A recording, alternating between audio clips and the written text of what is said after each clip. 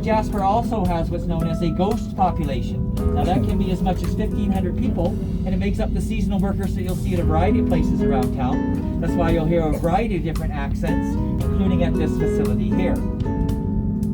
And we did have recuperated quite well from the pandemic, folks, where there can be anywhere from about 25 to 30,000 people in and around the immediate area on any given day.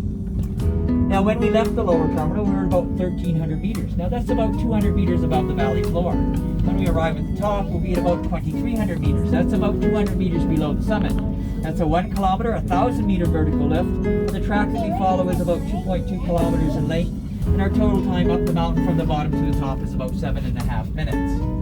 Now, is everybody okay with meters? Would anyone like that in feet? I do speak both languages, folks, feet and meters. If you're okay with meters, if you need to change it to feet, just multiply it by 3 and it gives you a pretty good estimation there. So if you've been in Jasper for a day or two, you may have noticed there's lots of trains that come through town. Jasper is on the main line for the Canadian National Railroad. You can have a train coming through town as often as about every 15 minutes. And these days they are so long that they don't fit into the yard. The yard itself is about 2 kilometers long, whereas the trains that come through town can be as much as 3.5 kilometers long. That's why you may see. So we are going to pass around our single support tower. As we do so, we're going to change the angle going up the mountain. The car's going to sway a little bit. So do prepare yourselves for it, folks. Watch that you don't lose your balance. So, here we go. First hurdle. Yes. There's the push, and that's the release. And that's about as close as we get to a roller coaster, folks. So now if you look off to my immediate left, you'll see the other set of cables. If you could follow them up the mountain and behind me, you'll now see our other car coming down. Of course, we are going to pass it at exactly halfway. Our traveling speed today is 6.5 meters per second. That's about 23 kilometers an hour. So when we pass the other cars, like passing a car on the highway, you add the two speeds together. So we're going to pass it at a relative speed of about 46 kilometers an hour. Now it does go by quite quickly, folks. Like to give them a little wave as they go by. There we go. Not paying attention to us at all. So unfortunately, folks, to the west, there's a lot of cloud in there. That's kind of where we're getting this system. So I'm going to concentrate a little bit in front of us to the right here.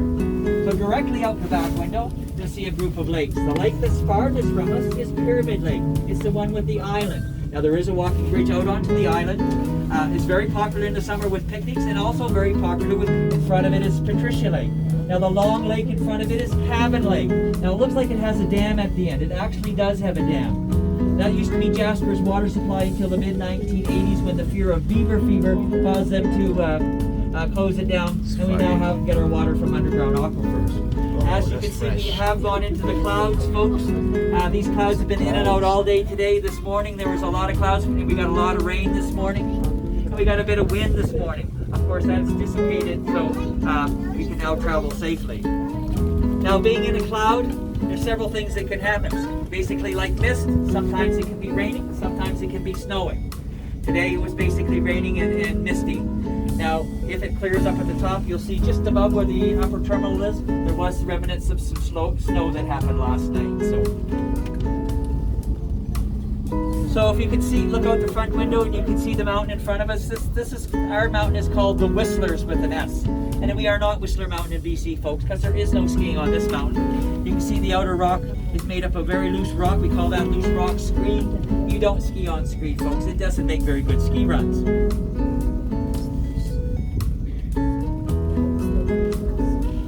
So I think it's getting a little bit bright, so we may actually come above this cloud and be able to see a little bit when we get to the top.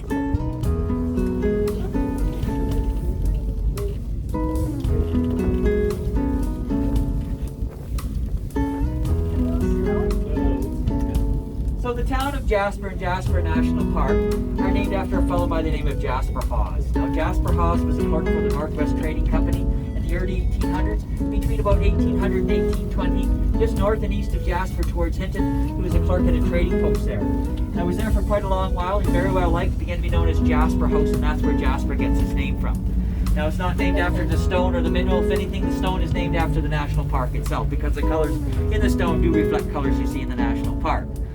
Now we are slowing to come into our upper terminal. In the upper terminal itself, there are washrooms and a gift shop on the main floor. The second floor has our restaurant. It has a nice little menu. It also has some craft beer, some crafted right at Jasper itself. Now there are decks on both sides of the building up here. There are placards on the decks that explain a little bit more about the area if things do pop through the clouds here. And there's a boardwalk that takes you around the back. Now if you are so inclined, you can go off that boardwalk. Now when you do so, you are off our property, off our leasehold. We have no jurisdiction back there. You're back completely in Parks Canada land. So your safety and your security is your responsibility and the responsibility of Parks Canada. In other words, walking back on the trails back there is like walking on any other trail anywhere else in the park. But just be careful back there. As you can see, there are some things coming through, folks. Some of the lakes here that have the sister lakes, Lake Caledonia, Riley Lake, Lake Hibernia. Again, they're all on the placards, folks, so they'll explain a little bit more. Now, we're at about 2,300 meters, just under 2,300, 2264. And when you are ready to come down, you can't quite see, but there is a podium right in the center. I just talked to the girls there, they'll arrange your flight to come back down.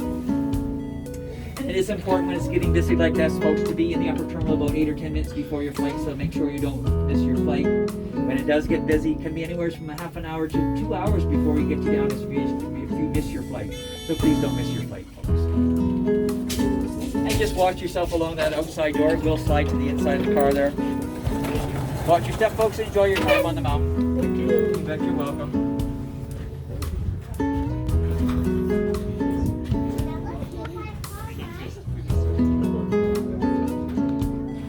Oh my goodness, wow. This is it. Wow. Like a tree. Yeah, this is the big train.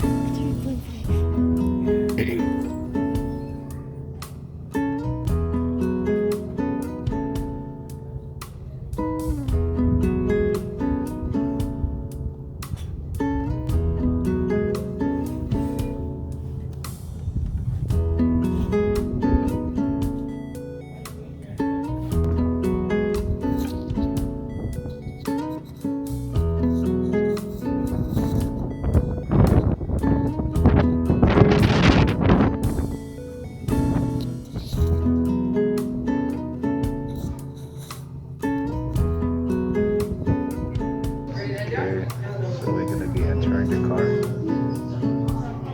The Skytram going down.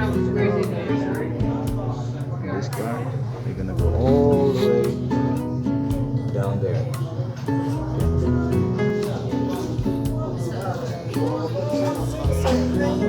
9, 10, 11, 12, 13, 14. Okay. Right here. So my daughter here. Wifey. Another daughter. There you go.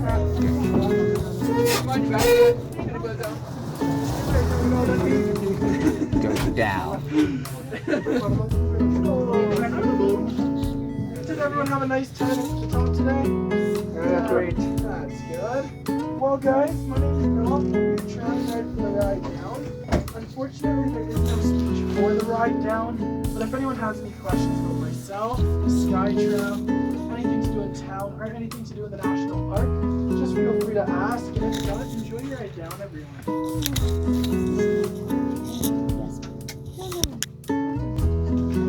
Car wants to check. Small one.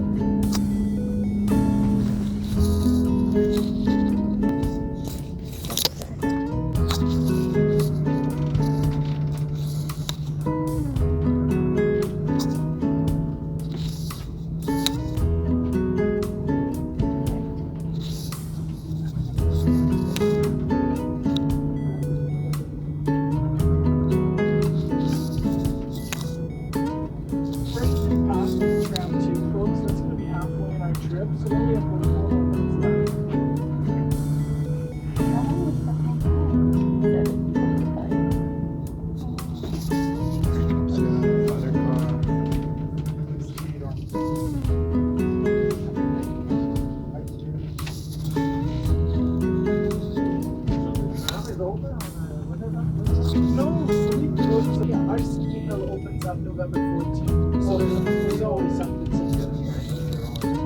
Yeah, but our ski is on like the other mountain behind us. It's the one directly behind us. It's by the basin, and it is really nice. It's a 45-minute drive from town right up to the base The town. way But yeah, we can close to this there. I don't like that feeling. The permanent population of Jasper is only 5,000 people, but in the summertime it'll go anywhere from 10 to 25,000. Yeah, there's so many people living in the summertime. Yeah, like, but there's not as many people who come here as often in the winter, just because it is very cold up here. The coldest day was minus 52 with the wind chill, so it is very cold. Yeah, like I got frostbite 20 minutes last year. That cold. Like, it was freezing. Yeah.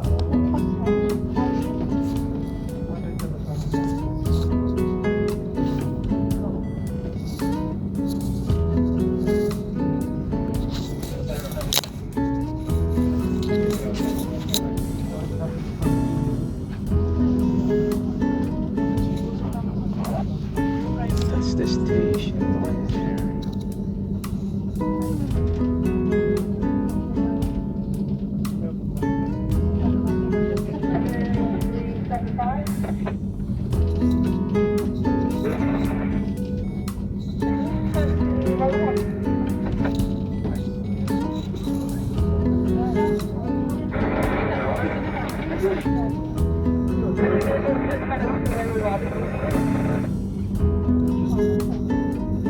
Time to play my favorite game of Let's See Who Might Be Properly.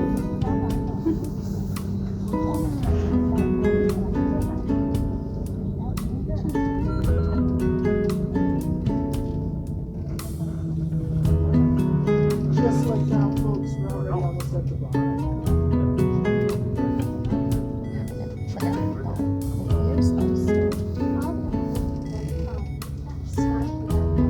To the town? Yeah, so what you want to do is right as you get off, right as you leave the parking lot, you come to that stop sign, right? Just take a left and just follow that road all the way. And then you'll come to a set of lights and just keep going straight, and then that will bring you right into town.